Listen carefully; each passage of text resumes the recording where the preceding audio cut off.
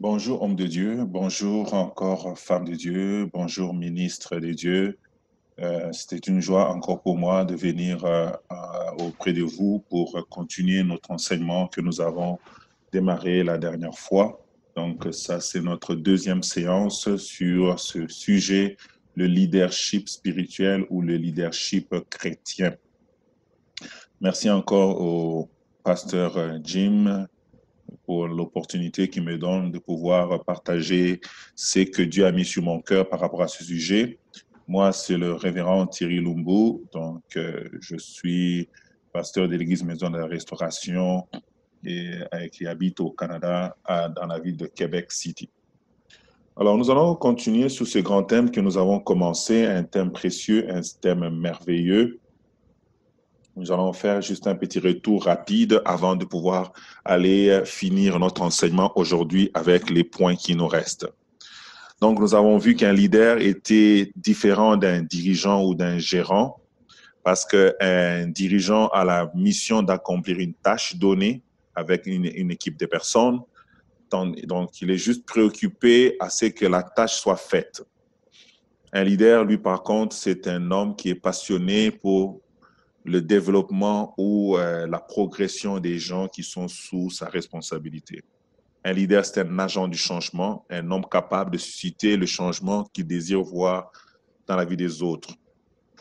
Donc, le leadership spirituel consiste à amener les gens à devenir ce que Dieu veut qu'ils deviennent en s'appuyant sur Dieu lui-même. Et nous avons appris qu'il n'y a pas de bon leadership sans succession. Donc, nous devons penser à la succession en tant que leadership spirituel. Nous devons penser à la succession parce qu'un succès sans succession est aussi une autre forme d'échec. Mais par contre, pour un dirigeant ou un gérant, lui, quand il a accompli ce qu'il a accompli, même si au cours de chemin, il a perdu des gens, au cours de chemin, les gens ne se sont pas développés, mais s'il a eu le résultat qu'il attendait, s'il a accompli le mandat qu'on lui a donné de bâtir ou de faire quelque chose, ou d'avoir un certain nombre d'argent, pour lui, il a fait ce qu'il devait faire, il a réussi. Mais un leader, c'est différent.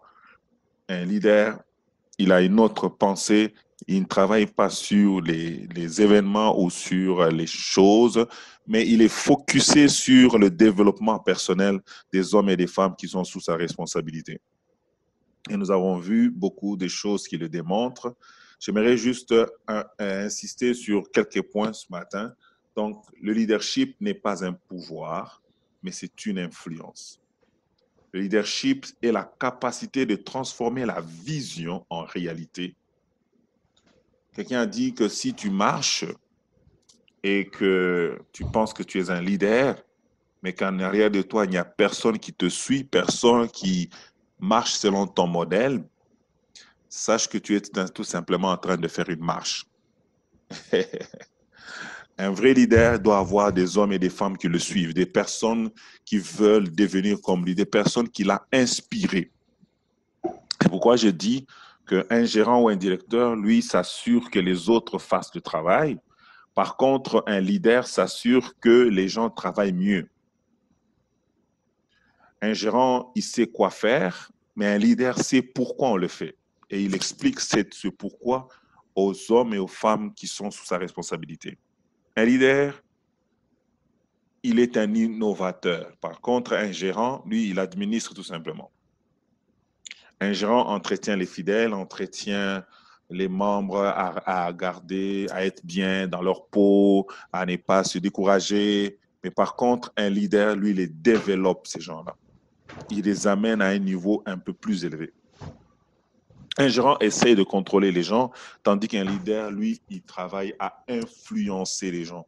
Il ne les contrôle pas, il n'est pas en train de les dominer, de les dompter, mais par contre, il les influence en les inspirant. Il devient une source d'inspiration pour eux à telle enseigne que ces hommes et ces femmes se retrouvent en train de le suivre sans qu'on les force. Ils commencent à chercher à devenir comme lui sans qu'on les force, sans qu'il les impose. Ils disent, vous devez me suivre. Non, ils le font de plein gré et avec beaucoup de joie.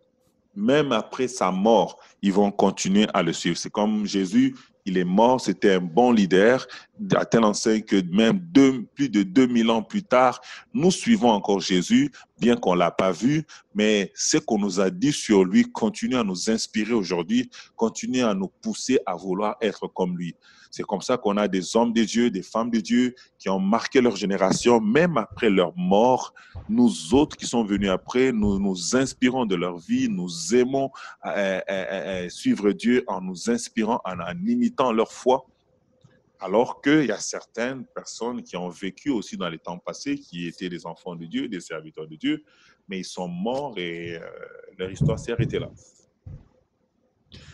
Et nous avons commencé à parler de certains principes, et j'ai bien souligné qu'il y a plusieurs principes, mais les principes sur lesquels je m'attarde sont des principes qui m'ont aidé personnellement, c'est-à-dire des principes que j'ai vérifiés dans mon ministère au cours de ces 20 années passées dans l'œuvre de Dieu, dans le ministère. Depuis 1993, je suis en train de faire du ministère. Donc, si je regarde 93, ça fait à peu près 27 ans que je suis dans cette affaire-là. Et le Seigneur nous soutient, le Seigneur nous fait grâce. On a appris de nos erreurs, on a appris de lui et cela a fait ce que nous sommes aujourd'hui. Voilà pourquoi j'aimerais vous partager quelques principes que peut-être vous connaissez ou que vous ne connaissez pas, mais juste on veut mettre l'emphase là-dessus afin de nous aider à devenir de meilleurs leaders et des personnes d'influence autour de nous.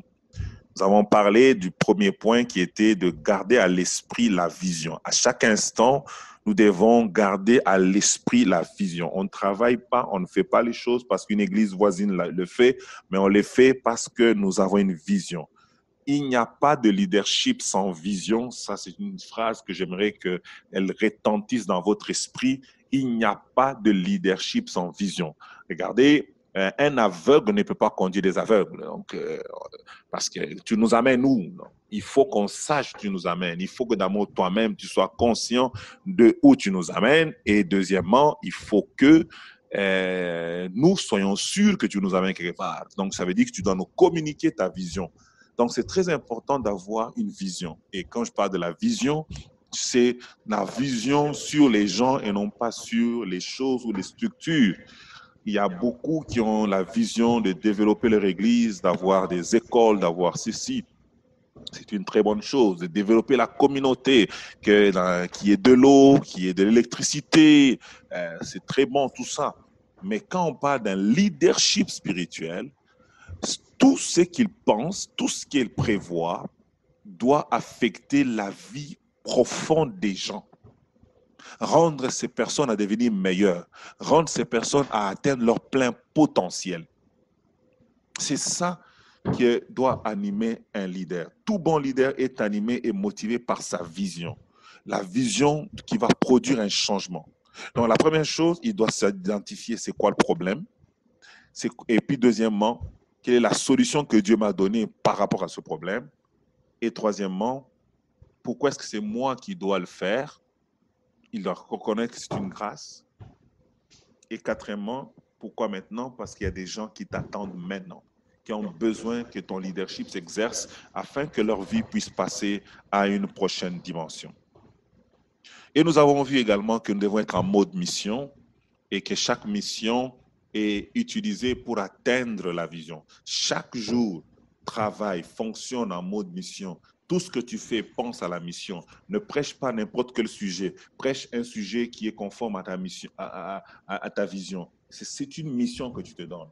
Donc, on a parlé que les 4 grandes missions qu'un leader doit avoir afin de pouvoir atteindre sa vision sont la prière, la parole, la formation spirituelle ainsi que l'administration. Nous avons dit dans ces 4 phases-là, tu dois toujours te dire, je suis en mission. Quand tu pries avec les gens de ton église, n'oublie pas que tu es en mission. Ça veut dire que tu dois prier de manière à les enseigner, tu dois prier de manière à les impacter, tu dois prier de manière à les influencer. Deuxièmement, la parole. Tu dois comprendre que tu es en mission, que ce que tu donnes comme nourriture, c'est ce qui vont faire d'eux des hommes faits de main ou non. Tu dois travailler là-dessus afin que tu sois en mesure d'impacter des gens. C'est pourquoi l'apôtre Pierre a dit Mettez d'autres personnes, nous allons nous occuper du ministère de la parole et de la prière parce qu'ils connaissaient que c'était important s'ils voulaient avoir un leadership influent. Et nous devons former les gens, à part les prêcher dans les cultes de dimanche, à part les prêcher dans nos réunions que nous avons de façon hebdomadaire ou de façon régulière, il faut aussi les former à marcher avec Christ et les former aussi à bâtir avec Christ. Donc, qui deviennent des serviteurs de Dieu, qui vont aussi bâtir avec Dieu. Ils vont marcher avec lui pour qu'ils soient autonomes, pour qu'ils soient en mesure de mener leur vie chrétienne sans regarder toujours à toi. Et quatrièmement, nous devons aussi leur apprendre l'administration. Voyons même dans la vie de Jésus, il y avait Judas qui gardait l'argent, il y avait une certaine structure. Quand Jésus devait faire une certaine réunion ou faire certaines choses, il appelait les trois disciples, Pierre, Jean et Jacques. On voit que c'était une structure. On ne fonctionne pas parce qu'on est spirituel en désordre. Un leadership efficace doit être structuré. Et tu ne le fais pas juste pour réussir durant de ton mandat, mais c'est un modèle que tu inspires aux autres aussi de pouvoir se structurer à leur tour. Si tu travailles juste sur le plan spirituel, tout ce qui t'intéresse, c'est le don, tout ce qui t'intéresse, c'est quoi? Oui, ils vont avoir le charisme, mais ils ne pourront pas bien développer leur charisme dans leur ministère. Pourquoi? Parce qu'ils n'ont jamais appris de toi comment il fallait aussi être organisé. C'est bien d'avoir l'onction, c'est bien d'avoir la puissance, mais nous devons le faire dans une structure, dans une organisation, d'être structuré. Et c'est très important en tant que leader de ne pas juste se préoccuper de faire les choses, mais de faire les choses de manière ordonnée et structurée. La Bible dit que notre Dieu est un Dieu d'ordre. Donc Dieu lui-même est structuré, Dieu lui-même est un Dieu d'ordre. Quand nous regardons dans Genèse chapitre 1, nous voyons comment Dieu a créé les choses. Il n'a pas fait en désordre. Les choses étaient en ordre. Il créait d'abord les choses, les besoins, avant de créer la créature qui avait besoin de cette chose-là. Il a créé la verdure avant de créer les animaux qui devaient manger la verdure. Il a créé les animaux avant de créer l'homme qui devait manger des animaux. Ainsi de suite. Donc, Dieu il s'est pas mis debout le matin et il dit, OK, que tout soit là. Non, non, non. C'était structuré. C'est pourquoi il a pris 6 jours. Il a divisé l'œuvre de la création pendant 6 jours. Vous et moi, nous savons que Dieu est capable de pouvoir, par le souffle de sa bouche, créer tout ce qu'on voit en un jour, en un instant. Mais Dieu a structuré son organisation. Il a fait ça en 6 jours. Et il a fait ça, il n'a pas pris les choses du 5e jour, il les a fait au premier jour. Non, chaque chose était à sa place. Il a commencé par quelque part pour finir quelque part. Et quand il a regardé, il s'est dit, c'était bon. Dieu est notre modèle de leadership. Nous ne pouvons pas aussi exercer notre leadership en désordre, disant que nous sommes spirituels, nous, en réalité, c'est l'esprit seulement. Non, même Dieu qui est esprit est ordonné. Donc, c'est important que quand tu travailles, que tu ne te dises pas, je vais me concentrer de faire bien la parole, la prière et la formation, parce que ce sont les choses spirituelles que je leur communique, mais on peut vivre en désordre, c'est pas grave. Non, parce que même si tu ne leur dis pas, d'une façon indirecte, tu es en train de les influencer à être aussi demain des leaders désordonnés. Mais si tu travailles en ordre, tu travailles en discipliné, tu vas amener ces hommes et ces femmes aussi à suivre la même discipline dans leur façon de faire les choses. Et aujourd'hui, j'aimerais continuer à partir de là que nous avons arrêté par le troisième principe qui est qu'un leader doit continuer à se former. Nous avons dit qu'il doit avoir la vision à l'esprit en tout temps. Deuxièmement, il doit être en mode mission chaque jour. Et troisièmement, il doit continuer à se former. Osée chapitre 4, verset 6, il nous est écrit que mon peuple périt faute de connaissance. Bien-aimé dans le Seigneur, la Bible n'a pas dit que mon peuple périt parce qu'on l'a tapé, parce qu'il a été environné de beaucoup des esprits impurs. Bien que nous sommes attaqués, bien que ces choses sont vraies, mais la Bible est en train de mettre l'emphase sur le fait que l'ignorance est notre plus grand ennemi. L'ignorance est la chose qui nous détruit. Ton leadership sera fragilisé par le niveau de ton ignorance. Si tu ignores beaucoup de choses, tu vas être un mauvais leader. Tu peux paraître comme connaissant, tu vas donner des informations juste pour que quand on te pose une question, quand même tu as quelque chose à dire, mais tu vas produire des enfants chétifs, tu vas produire des brebis chétives, tu vas avoir des enfants fragiles qui ne sauront pas être capables de se défendre même parce qu'ils ont reçu la mauvaise nourriture de leur père. Il est important que tu te formes. Il est important que je me forme en tant que leader. L'exigence que nous pouvons demander aux hommes et aux femmes qui nous suivent de pouvoir connaître la parole de Dieu, nous devons être encore plus sévères avec nous-mêmes parce que c'est nous qui devons être en avant. Un leader doit toujours être en avant parce que c'est lui qui montre le chemin. Cherche à lire, cherche à grandir, cherche à connaître plus, approfondis tes connaissances. Même si tu connais c'est quoi l'enseignement de la prière, essaie de connaître encore plus en profondeur sur la prière. Il y a une mine d'or inépuisable dans la parole de Dieu. Grandis dans ce que tu connais et cherche de nouvelles connaissances également. C'est ça, se former. Tu dois te former. S'il faut que tu payes de l'argent pour acheter de la littérature, investis sur toi. S'il faut que tu ailles faire une étude, une école, missiologie, théologie ou autre, va étudier parce que cela te développe pour que tu sois encore un meilleur leader. Ça ne fait pas de toi un leader, mais ça t'améliore dans ton leadership, ça te rend meilleur, ça te donne des outils pour être encore plus efficace. Un bon leader, c'est celui qui continue à se former. La Bible dit dans Osée chapitre 6, verset 3, la Bible dit « Connaissons, cherchons à connaître l'Éternel ». La Bible dit « Connaissons et cherchons à connaître l'Éternel » pour montrer que la connaissance est un processus continuel. On ne peut pas s'arrêter, dire que je connais, moi c'est fini, j'ai eu mon diplôme, j'ai eu mon baccalauréat. Non, on doit continuer à se former parce que un vrai leader, c'est un étudiant éternel. Malachie chapitre 2, verset 7 nous parle de quelque chose de très important.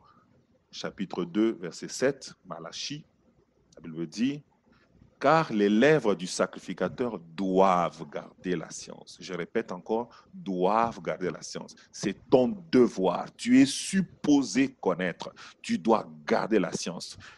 Et la Bible dit « Et c'est à sa bouche qu'on demande la loi parce qu'il est un envoyé de l'Éternel. » Parce que tu es un envoyé de l'Éternel, parce que c'est Dieu qui t'a établi leader, tu dois comprendre, je dois comprendre, nous devons comprendre que la Bible nous parle que nous avons une certaine responsabilité face à la connaissance. On doit garder la connaissance, on doit maîtriser la connaissance. Et j'aime le mot ici, devoir, c'est que ce n'est pas une suggestion, ça fait partie de tes responsabilités, de mes responsabilités. Et j'aime aussi le prochain mot qu'on a utilisé, c'est garder la science.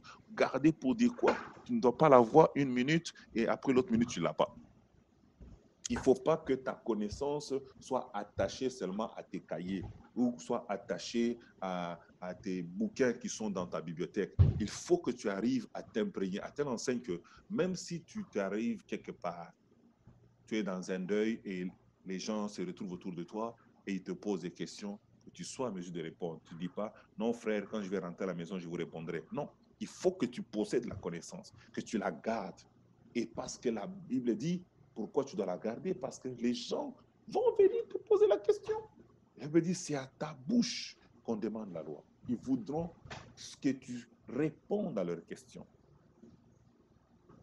Et quand je parle ici que les gens ont besoin de se former, j'entends non seulement l'acquisition de l'information ou de la connaissance, mais aussi l'application de cette connaissance-là. Parce que parmi les gens qui nous suivent, il y a des gens qui nous posent des questions pour apprendre, mais il y a des gens qui se posent des questions et nous regardent pour apprendre. C'est-à-dire, nous avons un message verbal que nous donnons et nous avons un message non verbal. Donc, quand on dit qu'un leader doit se former, c'est-à-dire il se doit de dire des choses qui sont assises, qui sont bien bâties, qui sont bien cuites. Et de deux, il se doit de faire ce qu'il dit. Parce qu'il y a des gens qui n'auront pas besoin que tu parles. Ils vont juste te regarder. Et il faut que ce que tu dis et ce que tu fais soient conformes.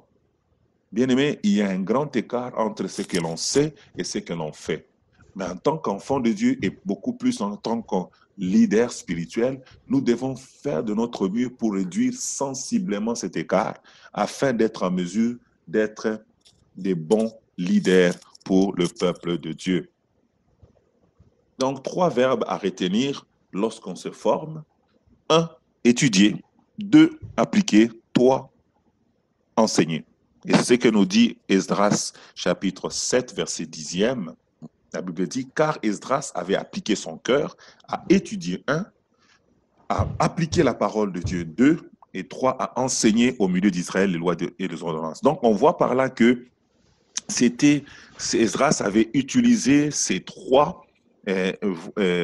verbes dans sa façon d'exercer son leadership sur Israël. Et nous, en tant que leaders, nous devons utiliser ces trois verbes. Et ici, j'aimerais souligner que ces trois verbes se font dans cet ordre-là. On étudie d'abord, deuxièmement, on applique, troisièmement, on enseigne. C'est très important de respecter cet ordre-là pour être en mesure de pouvoir impacter, influencer. Acte chapitre 1, verset 1, on nous parle de Jésus. On dit que Théophile, je t'ai écrit dans mon dernier livre comment Jésus avait commencé de faire et d'enseigner. On voit que Jésus, avant d'enseigner, il mettait en pratique l'enseignement qu'il avait. Il connaissait, il avait une connaissance, il avait l'acquisition de certaines choses, il le mettait en pratique.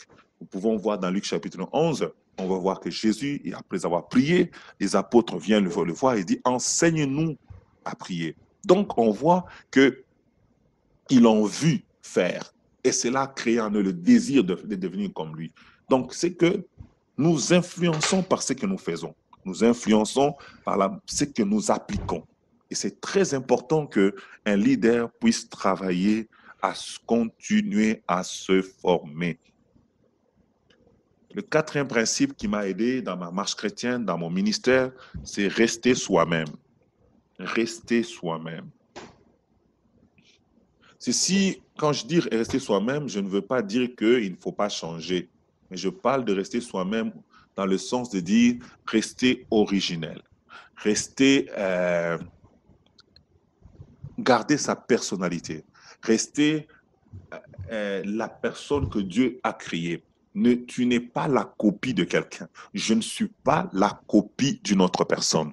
Il y a des choses que nous pouvons voir chez les autres qui sont bonnes, nous en inspirer, mais nous ne devons pas changer notre essence. Nous ne devons pas changer notre façon de faire. Dieu nous a créés dans la diversité. Il y a des blancs, il y a des noirs, il y a des élancés, il y a des courts, il y a des foncés, il y a des gens qui sont des teintes pâles, et il y a des gens qui parlent rapidement, il y a des gens qui parlent doucement, il y a des gens qui agissent de telle ou telle autre manière. Tout ça constitue ta personne. Et cela est utile dans ton leadership. Si Dieu t'a donné cela, c'est parce qu'il savait que c'était important pour ton leadership. Donc, ne cherche pas à devenir quelqu'un d'autre. Souvent, quand on voit une personne qui a réussi dans son leadership, dans son ministère, nous sommes tentés de pouvoir devenir comme lui. Nous sommes tentés de pouvoir le ressembler. Nous sommes tentés de faire en sorte que quand les gens nous regardent, que nous puissions vraiment l'imiter. Mais j'aimerais nous faire comprendre que les hommes, ils réussissent et ce que nous pouvons copier d'eux, ce n'est pas le fait que ils ont réussi, mais la chose que nous devons chercher à copier chez nos camarades, nos amis, nos autres ministres, c'est les principes qui les ont aidés à devenir ce qu'ils sont et non pas leur style ou leur façon d'être. Je vais donner quelques exemples pour rendre encore plus claire la chose. Il y a quelqu'un qui peut voir une personne qui prêche en criant. Et il s'est dit, non, il y a l'onction. Mais lui, il a un tempérament qui n'est pas de crier, il parle. Et il veut aussi commencer à prêcher comme ça. Je te dis, mon frère, tu vas t'égarer. Parce qu'il y a des hommes et des femmes que Dieu a mis à ta solde. Ces personnes-là, ils aiment ton style de prédication. Ils aiment ta manière de parler. C'est pourquoi Dieu les a connectés à toi. Alors, la façon que toi, tu peux impacter, c'est en restant toi-même. Le message peut être développé, le message peut être structuré, le message peut être encore plus approfondi, enrichi en fonction des expériences des autres, en fonction de ce que les autres ont fait, mais ta manière d'être doit rester la même. Tu vois un prophète qui prophétise avec précision. C'est bien. C'est son appel, c'est son ministère. tu dois aussi, au lieu de te laisser intimider par ça, regarder les dons que toi tu as reçus et exceller dans ces dons-là. Si tu as reçu aussi la prophétie, gloire à Dieu. Et même quand bien même tu recevais la prophétie, sache que tu ne vas pas prophétiser de façon copie-coller comme lui. Il y a toujours quelque chose de particulier que Dieu te donne qui est différent. Même si on a tous le même ministère, les mêmes dons, on sera toujours différent parce que Dieu aime la diversité. Et c'est pour cela qu'il a fait ainsi. Donc, connais ta valeur et respecte et sois reconnaissant des grâces des autres. Quand tu vois quelqu'un qui fait bien, gloire à Dieu, ne le méprise pas et ne sois pas aussi intimidé par le fait qu'il réussit. Mais plutôt travaille les grâces et les dons que tu as reçus afin de réussir. Ça, c'est ce qui va donner ton originalité et qui va permettre aux gens et aux hommes qui sont sous ta responsabilité ou qui sont dans ton église de pouvoir être impactés par ton leadership. La Bible dit dans 1 Corinthiens chapitre 3, versets 6 à 7, la Bible dit ceci, j'ai planté, c'est Paul qui parle, j'ai planté, Apollos a arrosé, mais Dieu a fait croître, en sorte que ce n'est pas celui qui plante qui est quelque chose, ni celui qui arrose, mais Dieu qui fait croître. L'apôtre Paul est en train d'illustrer ici le fait de rester soi-même.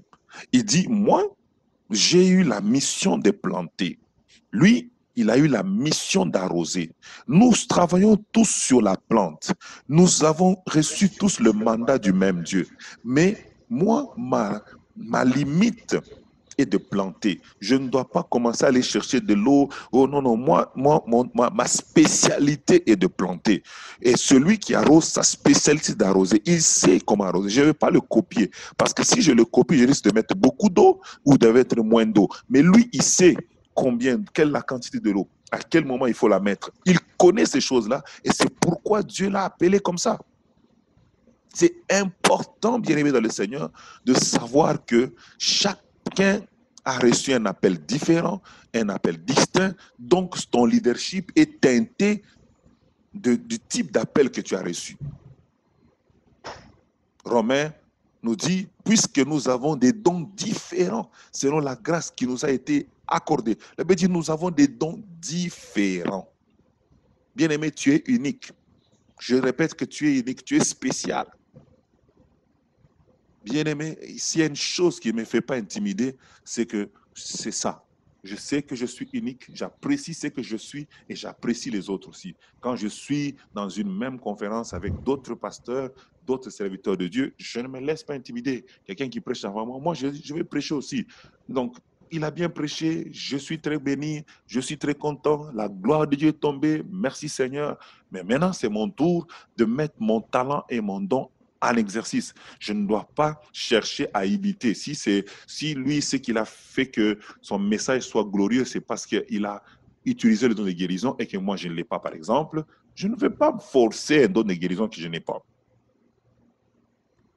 L'apôtre Pierre vient dire aussi, comme des bons dispensateurs de diverses grâces de Dieu, que chacun de vous mette au service des autres. Ils mettent quoi? Au service des autres. Mais ils mettent quoi? Ça, c'est la vraie question. La Bible dit qu'ils mettent le don qu'il a reçu. On ne te demande pas de mettre au service des gens ce que tu n'as pas reçu. Si tu n'as pas reçu un don, ne le mets pas. Ne cherche pas à le fabriquer, ne cherche pas à le créer.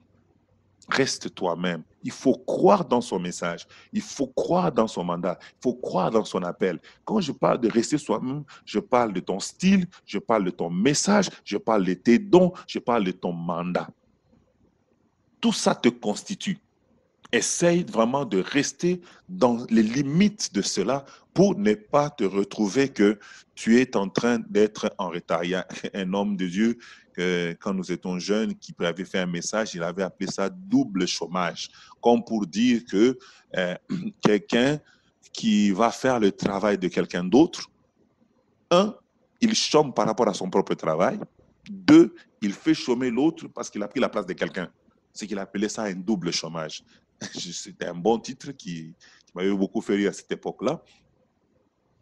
Donc, qu'est-ce que j'aimerais dire par là, par ce message, si je dois paraphraser ce que cet homme de Dieu a voulu nous dire, c'est qu'il y a des gens, et même dans la Bible, il y en a, je pense que c'est Osias, si je ne me trompe, qui, lui, il n'était pas sacrificateur et il a voulu offrir comme un sacrificateur. La Bible dit qu'il a eu la lèpre parce qu'il n'était pas appelé à faire cela. Et les gens lui ont dit, tu n'es pas appelé à cela. Oui, tu es roi, mais offrir des sacrifices n'était pas destiné.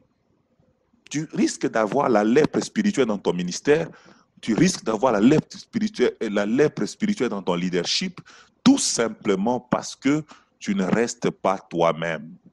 C'est important de pouvoir rester soi-même.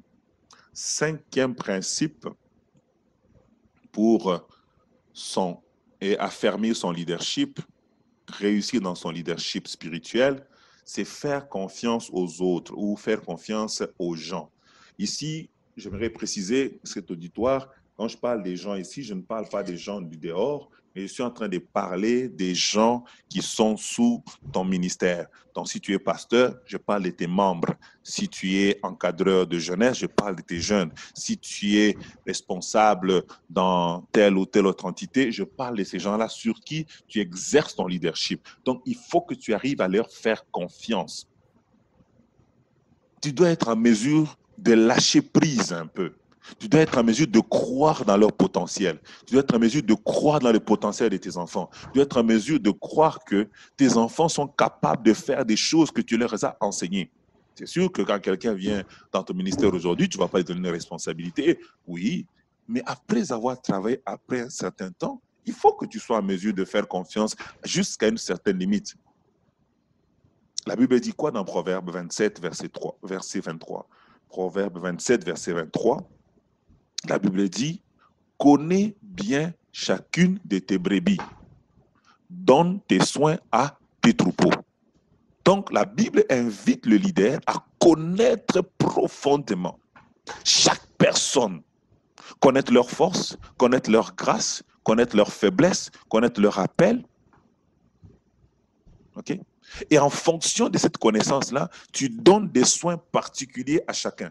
Tu affermis chacun en fonction de ce que tu commences. Celui-ci, c'est un prédicateur. Tu commences à le préparer dans ce sens-là. Lui, il n'a pas vraiment l'appel à la parole. Il est plus dans autre chose. Tu l'encadres dans ce côté-là. Et tu essayes d'équiper, d'amener ces gens-là à connaître, à grandir dans leur appel. Ce qui, lui, là, il est prédicateur, mais il a une faiblesse avec les femmes. Tu commences à l'aider à sortir de cela. Lui, il a un appel, mais il a une faiblesse avec l'argent. Tu l'aides aussi de ce côté-là. Tu travailles ça.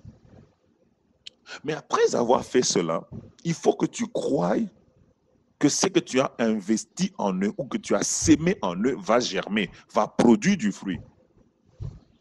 Et c'est de là que vient ce principe de faire confiance. Faire confiance. Et vous savez, j'aime penser à Jésus comme notre leader par excellence.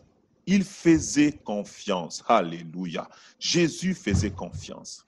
Regardez dans Marc chapitre 5, Jésus, il fait la délivrance d'un fou. Moi, je l'appelle toujours un fou, qui était possédé des démons, des esprits un peu, les fous de Gadara. Après avoir délivré cet homme, les esprits un peu sont partis. Jésus dit à cet homme qui veut rester avec Jésus, qui veut passer encore des temps avec lui pour apprendre, pour grandir, pour être aimé, tout ce que vous pouvez savoir.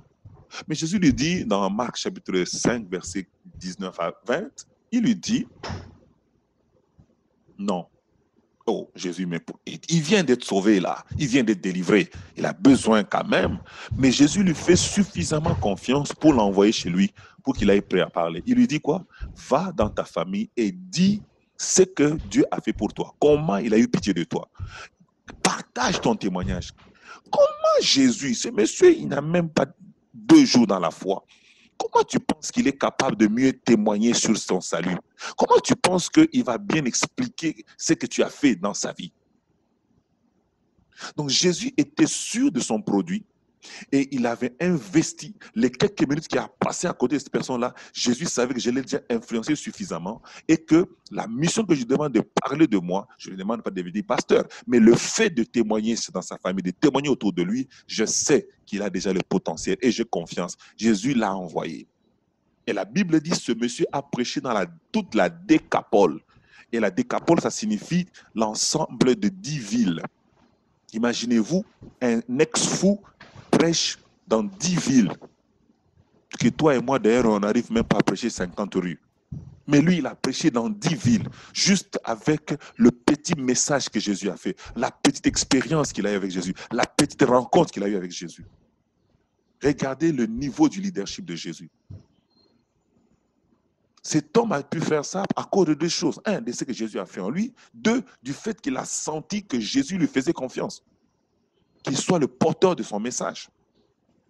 Bien-aimés, vous serez étonnés de voir ce que les membres de votre église peuvent faire quand ils arrivent à sentir que leur pasteur, leur leader les fait confiance. Ils vont mettre le plein paquet. Jésus avait dit à ce monsieur, va dire aux gens de ta famille. Mais lui, il a fait ça sur 10 villes. Et sur 10 villes. Jésus lui a dit, va dire à ta famille comment Dieu t'a délivré, comment il a eu pitié de toi. Mais lui, il va prêcher ça sur 10 villes, bien aimé, 10. Il veut dire, il prêcha ça dans toute la Décapole. Toute la Décapole. Est-ce que tu fais suffisamment confiance aux gens que toi-même tu as encadrés ou tu te sens toujours en insécurité? Si tu es toujours en insécurité, sache que les gens que tu encadres le savent aussi.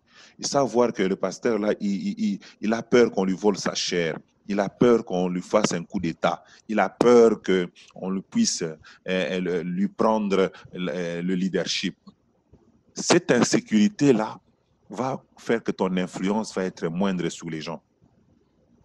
Jésus dit, va dans ta maison, vers les tiens, raconte-leur tout ce que le Seigneur t'a fait, comment il a eu pitié de toi. Mais la Bible dit, il s'en alla et se mit à publier dans la Décapole tout ce que Jésus avait fait pour lui et tous furent dans l'étonnement. C'est très, très important. Et ce n'est pas juste cette seule fois que Jésus l'a fait, c'était une partie intégrante de son ministère. Regardons dans Luc chapitre 10, verset 1er, la Bible dit, après cela, le Seigneur désigna encore 70 autres disciples. 70. Et il les envoya 2 à 2 devant lui dans toutes les villes et dans tous les lieux où lui-même devait aller. C'est-à-dire que Jésus, il a légué. Bien aimé, nous devons faire suffisamment confiance aux gens que nous avons formés, aux gens que nous avons encadrés pour être en mesure de leur léguer les responsabilités. Jésus ne leur a pas demandé des grandes choses. On commence par des petites choses, mais il faut manifester qu'on fait confiance aux gens en leur donnant, en leur léguant des responsabilités. Ici, je sais qu'il y a des gens que tu vas léguer les responsabilités, mais ils vont dire, pasteur, ils tremblent, tout ça. Ça, c'est une chose, mais il ne faut pas te décourager parce que tu as légué une responsabilité à quelqu'un qui a refusé. Non, c'est sûr que l'autre aussi va refuser. Non, non, non, non. Si toi, tu évalues que ce frère-là, cette sœur-là est prête pour faire une telle responsabilité, tu parles de ça et que le frère se rétracte ou la sœur se rétracte, ne te décourage pas. Tu dis, OK, je vais prier encore pour lui, je vais continuer à travailler sur lui pour qu'il comprenne ça. Parce que je suis convaincu que il est appelé à ça. Alors, en entendant, je vais donner à l'autre personne qui est prête. On va évoluer, on va passer à la prochaine étape avec lui. Bien-aimés, nous devons faire suffisamment confiance. Et la confiance de Jésus, dans tous les cas, n'a jamais été trahie. Regardez, les apôtres, et plutôt ce ex-fou, il a prêché dans la Décapole, 10 villes. Et regardez ce que ces 70 apôtres ont fait. Dans Luc, toujours, on descend chapitre 10, verset 17 à 20. La Bible dit, les 70 vinrent avec joie, disant. Donc, ils reviennent avec les résultats. Jésus les a envoyés 2 à 2. Quand ils reviennent avec les résultats, il dit, les démons même nous sont soumis en ton nom. Ils étaient dans la joie. Pourquoi? 1, Jésus leur a fait confiance. 2, ça a marché. Ils ont compris que les temps qu'ils passaient avec Jésus, ce n'était pas vain. Ils ont appris quelque chose et ils ont pu l'utiliser en l'absence de Jésus. Il n'est pas parti. Jésus n'est pas parti avec eux. Hein. Il est resté. Il les a fait suffisamment confiance qu'il est même resté. Est-ce que toi, tu fais suffisamment confiance aux gens qui sont dans ton église, aux gens qui sont autour de toi, et surtout aux gens que tu as encadrés? Parce que je sais qu'il y a des gens dans son église, peut-être qui sont venus hier, que tu n'as pas encadré. Je te comprends que tu veux prendre du temps. Mais si quelqu'un tu as investi, tu as travaillé sur lui, fais-lui confiance. N'attends pas 4 ans. Parce que toi aussi, tu avais commencé quelque part. Toi aussi, tu as fait des erreurs dans le ministère avant d'arriver là où tu es. Alors, donne la chance aussi aux coureurs de pouvoir s'essayer dans l'œuvre, dans le ministère. La Bible dit, Jésus leur dit, je voyais Satan tomber comme un éclair. Quand ils ont dit que nous, les démons, nous étions soumis, Jésus confirme cela. Il dit, ce n'est pas qu'une blague. Moi, j'ai vu Satan tomber du ciel comme un éclair. Il confirme, il dit, c'était vraiment glorieux le travail que vous avez fait. Ça vient encore pour les encourager, pour dire, good job, vous avez fait un bon travail. Mais au verset 20, Jésus enseigne aussi. Ça, j'aime. Tu envoies, tu fais confiance, et premièrement, quand ils reviennent avec leur rapport, tu les encourages pour montrer qu'ils étaient dignes de ta confiance. Deuxièmement, si tu vois des choses qui sont à corriger ou à amender ou à enseigner, tu prends cette opportunité-là pour encore les enseigner. Et c'est ce que Jésus a fait. Il dit, cependant, ne vous réjouissez pas. Parce qu'eux, ils ont fait les rapports, mais dans une excitation de joie. Jésus dit, OK, mais ne vous réjouissez pas de ce que les esprits vous sont soumis. C'est une réalité, ils vous étaient soumis. Mais ne vous réjouissez pas de ça, mais plutôt réjouissez-vous de ce que vos noms sont inscrits dans les cieux. Donc, Jésus, en tant qu'un bon leader, 1, il fait confiance aux gens, 2, il les envoie, 3, quand ils reviennent, il les encourage pour dire good job. Oui, j'ai vu Satan tomber comme un éclair. Et en dernier, qu'est-ce qu'il fait? Il regarde dans leur rapport les choses qu'il faut encore travailler et il les aide, il les fait des remarques constructives pour les amener à s'améliorer. Alléluia. Et ça, j'aime travailler comme ça. Et ça m'a aidé. Et certains de mes enfants sont des pasteurs, sont des hommes de Dieu, des serviteurs de Dieu au travers le monde. Pourquoi? Parce que je leur donne toujours une parcelle de confiance. Ensuite, je commence à travailler, ainsi de suite. Et c'est comme ça qu'on apprend. On ne peut pas apprendre à conduire une auto en restant assis et en lisant des manuels. Il faut sortir, démarrer et pas essayer sur la route. Sinon, on ne va jamais réussir. On ne peut pas prendre un vélo juste en d'ailleurs, c'est prendre, je mets mes mains sur le guidon et puis je commence à tourner. Non, il faut laisser tomber, se relever, on essaye et c'est comme ça. Donc, même dans le ministère, on a besoin de pouvoir amener les gens à essayer, à faire des choses. Donc, c'est très, très, très important. Et c'est ce qui fait que les gens ne le font pas, ou les leaders ne le font pas, c'est le manque de confiance. Et j'aimerais aussi mettre ici un nota bene pour dire, il ne faut pas laisser les expériences d'échec ou du passé nous empêcher de pouvoir continuer à faire confiance aux gens. Si le corbeau que tu avais envoyé pour aller vérifier que l'eau était sec, comme Noé l'a fait, n'est pas rentré, ne pense pas que la colombe, elle, va aussi être rebelle. Non. Noé, il a envoyé le corbeau est parti, mais le corbeau n'est jamais revenu. Mais la Bible dit qu'il ne s'est pas découragé, il ne s'est pas dit, ah, je vais encore envoyer qui il ne va pas rentrer. Non. Il a pris une colombe. Et la colombe est partie. Et première fois, l'eau n'était pas sec, il est revenu. Deuxième fois, elle a apporté une herbe pour montrer qu'il y a de la verdure. Et ça, donc il y a des enfants fidèles. Il ne faut pas toujours avoir l'idée que je n'aurai jamais d'enfants. Il y en a. Donc, il y a des serviteurs fidèles. Même comme un parent, il peut avoir 4 enfants, 5 enfants, il peut avoir un enfant rebelle parmi les 4 ou parmi les 5, mais il ne peut pas décider de ne pas mieux encadrer les autres enfants à cause de l'impolitesse de l'un de ses enfants. Beaucoup de leaders se limitent ou arrêtent de continuer leur influence ou d'exercer leur leadership sur lequel Dieu les a établis, sans parce que l'humain par excellence a reçu un coup avec Judas. Mais Jésus, malgré ça, il savait que Judas le faisait, mais il continuait à faire son leadership. De 2, quand il était le temps d'exposer Judas, il a dit à Judas, ce que tu as à faire, fais-le. Judas est parti le faire, mais il est resté avec les autres encore. Il ne les a pas abandonnés. et de 3, même après sa résurrection, il est venu les enseigner. La Bible dit dans Actes chapitre 1 que Jésus, après sa résurrection, il est resté 40 jours et 40 nuits en train d'enseigner les apôtres sur tout ce qui concerne le royaume de Dieu. 40 jours et 40 nuits. Pourquoi Jésus, tu prends encore le temps d'enseigner les gens alors que tu avais un Judas qui était rebelle? Jésus pouvait dire, je perds mon temps. Peut-être eux aussi vont le faire. D'ailleurs, parmi eux, il y a un qui s'est rébellé à 50%, ou qui m'a régné, je peux dire, à 50%, comme Pierre, qui l'a régné, mais qui s'est repenti. Il pouvait se décourager. Mais Jésus ne s'est jamais découragé. Il a continué à faire confiance à ce même Pierre-là qui s'est repenti. Il a fait confiance aux autres. Oui, parmi tes enfants, il peut y avoir des gens qui font des erreurs. Il peut y avoir des gens qui manifestent un certain degré de rébellion. Travaille sur eux. Aide-les. Crois qu'ils vont changer. Investis sur eux. Et demain, ils seront de meilleures personnes. Glory Basata. Merci Seigneur. Donc, c'est très important de ne pas de respecter ce principe de la confiance.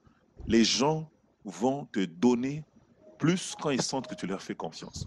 Commence par leur donner des choses simples, c'est sûr, mais des tâches que tu devais faire toi-même. Parce que la Bible dit, Jésus les a envoyés dans les villes où il devait aller lui-même. Il ne faut pas leur donner des tâches où ils savent que le pasteur ne fait jamais ça. Non. Donne-leur des tâches qu'ils savent que non. Ça, c'est le pasteur qui les fait. Ils t'ont vu faire pendant un certain moment, et puis maintenant, tu les laisses faire ça. Ça leur permet de te faire confiance.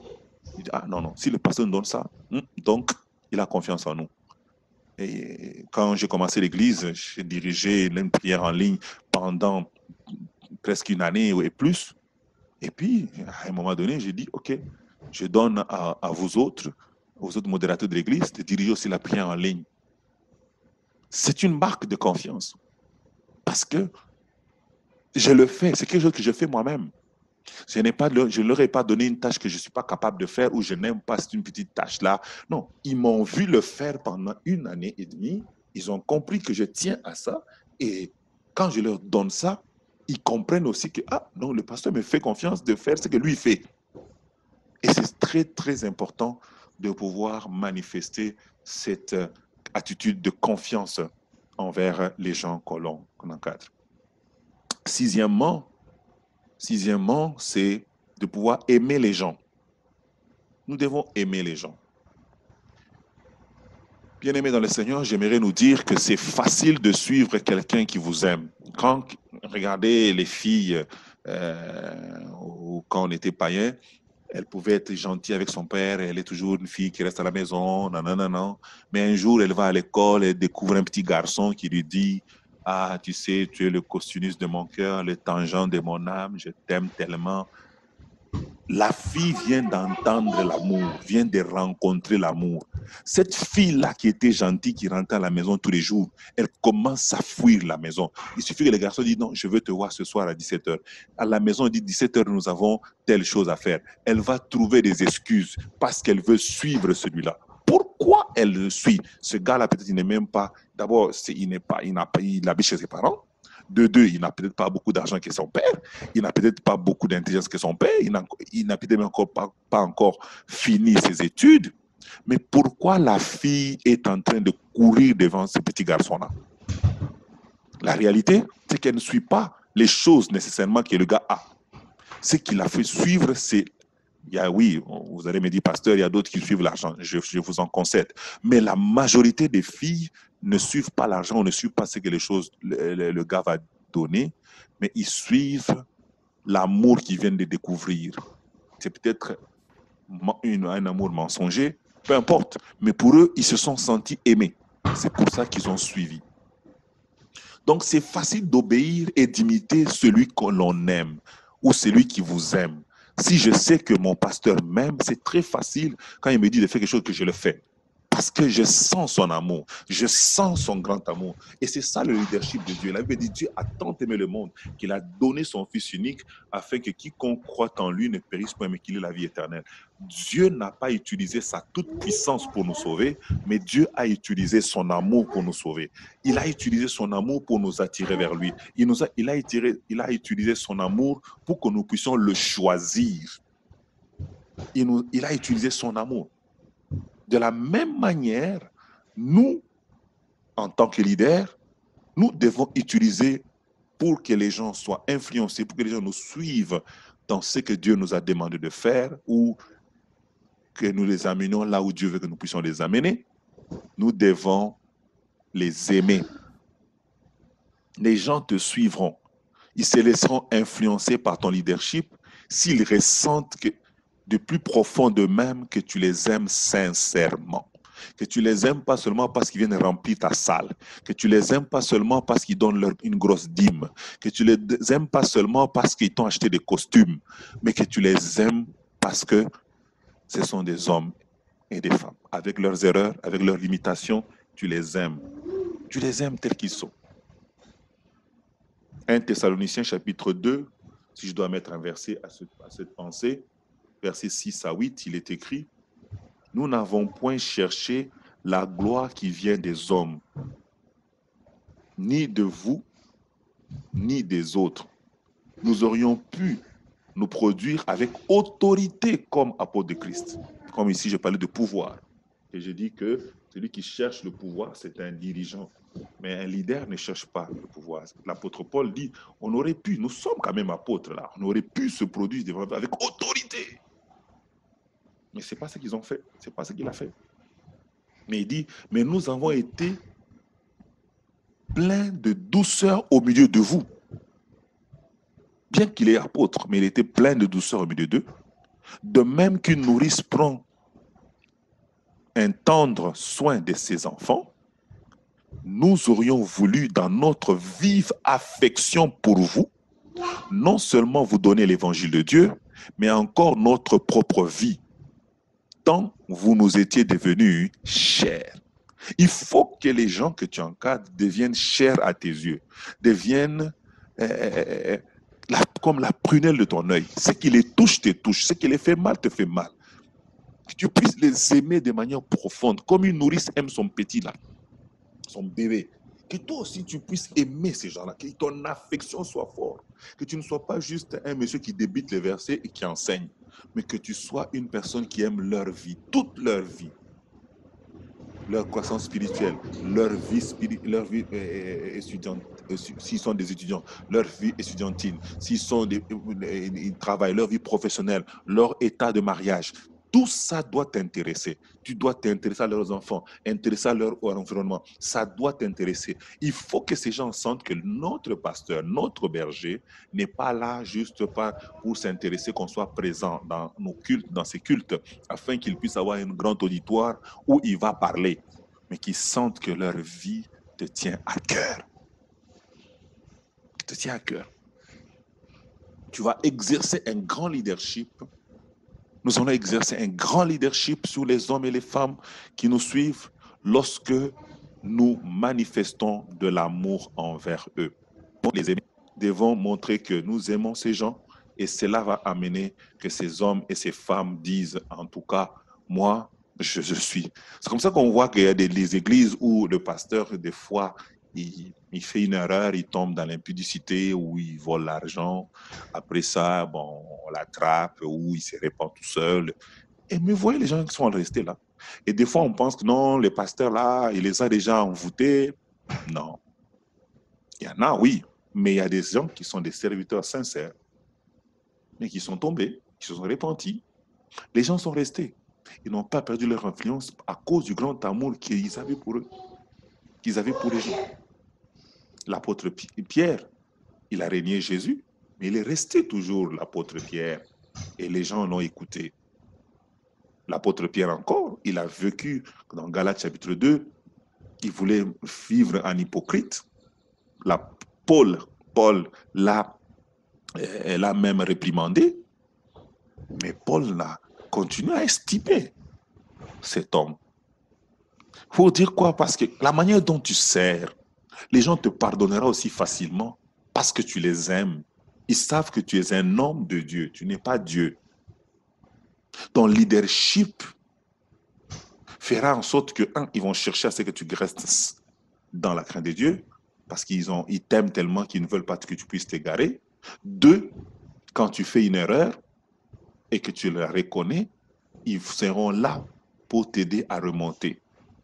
Parce qu'ils savent que c'est notre Père. Ils savent que il a fait une erreur. Ils savent que c'est un homme aimant qui manifeste les fruits de Dieu dans son caractère, dans sa façon d'être. Le dernier point que j'aimerais parler avec nous, qui m'a aidé, c'est prier pour les gens que tu encadres.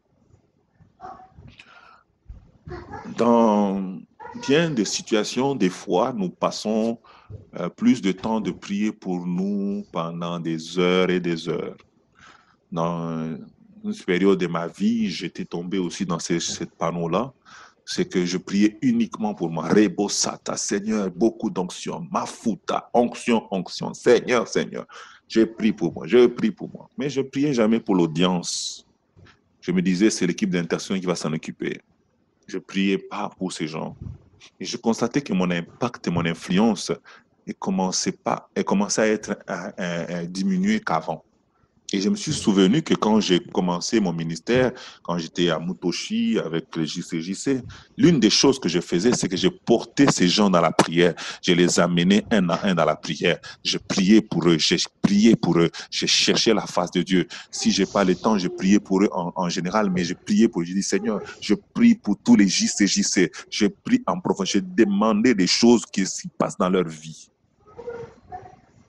Je me rappelle une fois avec celui que nous appelons l'ancien Pétro, on passait des heures à prier pour les âmes dans une maison qu'on appelait inachevée pour ceux-là qui vivent à Colosie, qui vont écouter ce message.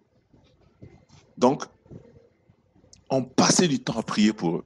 Bien-aimé dans le Seigneur, un leader ne se contente pas seulement de prier que Dieu l'utilise puissamment, c'est bien, il faut le faire. Mais il faut aussi, dans ton temps de prière, avoir un temps où tu pries pour les gens que tu suis.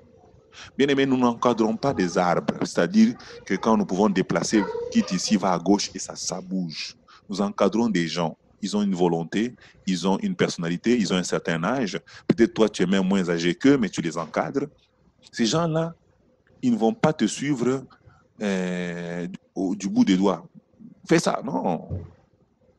Il y a des fois, tu peux même faire tout ce que je viens d'enseigner, mais il reste un côté spirituel qui va le bouger d'un point A à un point B. Il faut que tu ailles dans la présence de Dieu, aller prier, passer du temps uniquement pour demander au Seigneur de les enseigner, de les affermir, de les amener à ce qu'ils deviennent des personnes matures, de les amener à ce qu'ils comprennent profondément le bien fondé de l'enseignement que tu leur donnes, le bien fondé du souci que tu as. Peut-être qu'ils ne te comprennent pas. Que demande au Seigneur que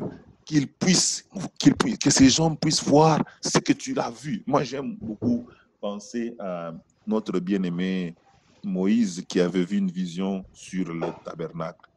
Dieu lui dit, voici, tu feras selon le modèle qui t'a été montré dans la montagne. Mais comment Betsalel a vu ça?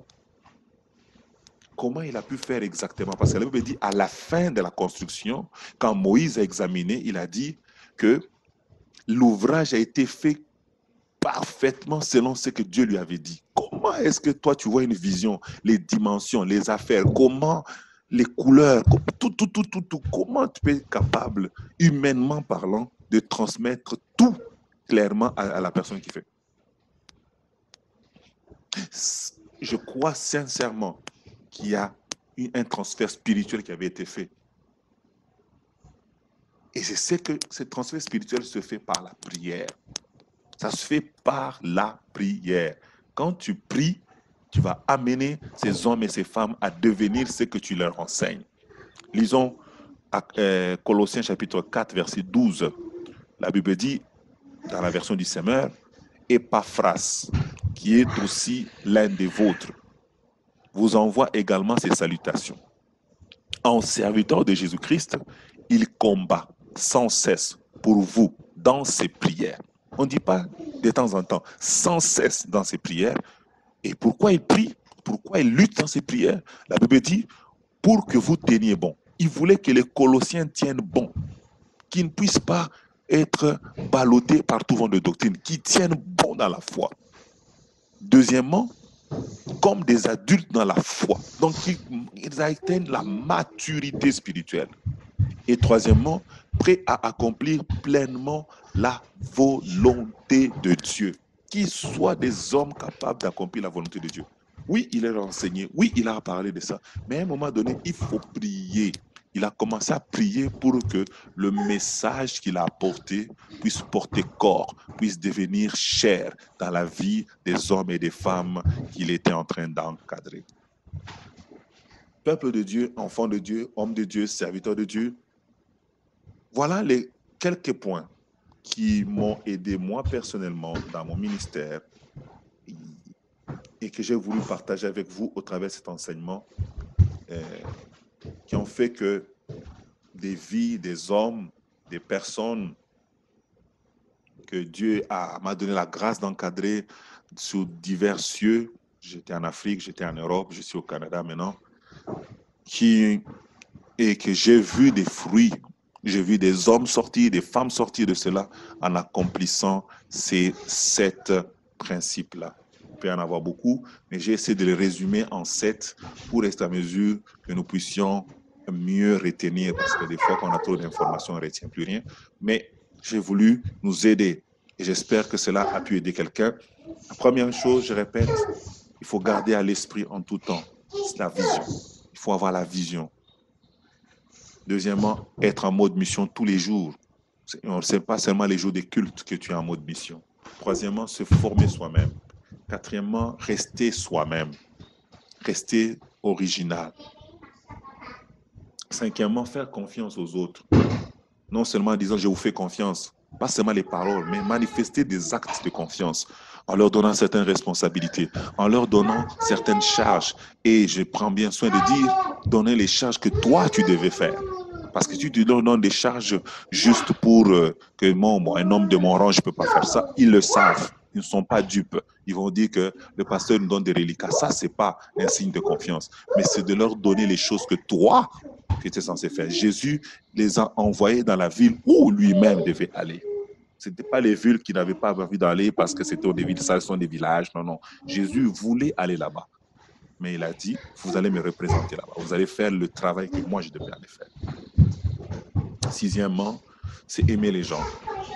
L'amour peut tout. L'amour transforme. L'amour impacte. L'amour influence. Et septièmement, c'est la prière. Et la prière, pas dans le sens où je prie moi-même pour être rempli d'onction, je prie moi-même pour être power. Non, c'est la prière dans le sens que mes sujets sont focusés sur les gens. Je prie pour ces gens, comme le sacrificateur entrait dans la présence de Dieu avec ce qu'on appelait les faudes. Et sur cette éphode-là, il y avait le nom de toutes les tribus d'Israël. Et quand le souverain sacrificateur était dans le lieu très saint, il était en train de prier pour chaque tribu. Chaque tribu.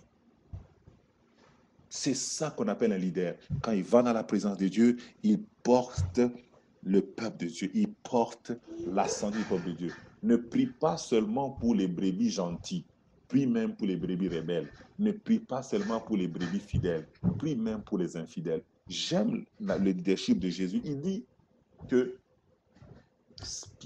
Pierre, Simon, s'attend à réclamer pour te cribler comme du froment, mais j'ai prié pour toi. Non, il pouvait dire, moi, je vais prier pour Jean, le disciple gentil, le disciple qui n'est pas violent. Mais non. Mais écoutez, Pierre, c'était un homme violent. Il a coupé l'oreille de quelqu'un. Pierre a régné Jésus 3 fois. Pierre, il est parti, après la mort de Jésus, il est rentré à la pêche au lieu d'aller perdre des brebis. Tout ça, Jésus savait, parce qu'il connaît tout, il est Dieu. Mais Jésus a pris quand même la peine d'intercéder pour cet homme. Alléluia. Il dit, j'ai prié pour toi, afin que ta foi ne défaille point. Et quand toi, tu seras affermi, affermis tes frères. Nous voyons par là que le Seigneur est en train de nous enseigner que c'est très important, très capital, que nous puissions prier, porter les gens dans la présence de Dieu, même les brebis chétives, même les brebis. Il peut y avoir une des brebis qui est sous ta responsabilité, qui est rebelle aujourd'hui, qui ne t'écoute pas. Peut-être c'est lui qui va être ton successeur. Peut-être celui à qui tu dois laisser le manteau de ton appel. Et toi, tu vas dire, non, il n'y a pas d'espoir là-bas, il n'y a rien à faire ici. Non. En fait, mon frère, ma soeur, c'est pas toi, c'est pas moi qui changeons les gens. C'est Dieu qui change les gens. Et devant Dieu, il n'y a aucun cas impossible. Il n'y a aucun cas difficile. C'est difficile pour nous, mais devant Dieu, il n'y a rien qui soit difficile. Que le Dieu vous bénisse. Je vais juste prier avec nous un instant. Père, dans le nom de Jésus, je suis en train de prier pour chaque homme, pour chaque femme qui va écouter ce message. Je prie que le Saint-Esprit amène chacune des vies. Maraso paragide badashata. Oh, alléluia. Amène chacun d'entre nous à devenir un leader selon le modèle de Dieu.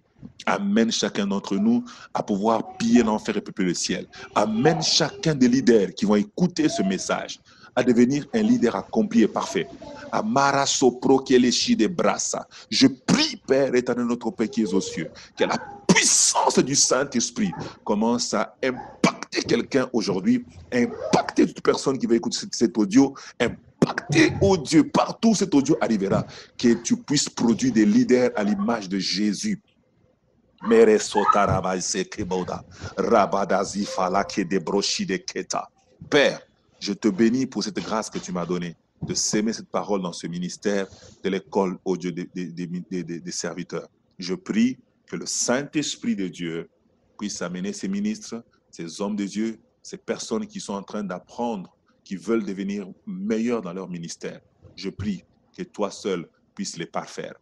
Père, j'ai utilisé ces quelques temps pour exposer mon cœur. Je prie que le Saint-Esprit fasse au-delà de ce que j'ai dit. Maraso praki le shire. Maraso praki le shirega. Je bénis chaque homme, je bénis chaque femme au nom de Jésus-Christ. Amen. Soyez bénis. Bye bye.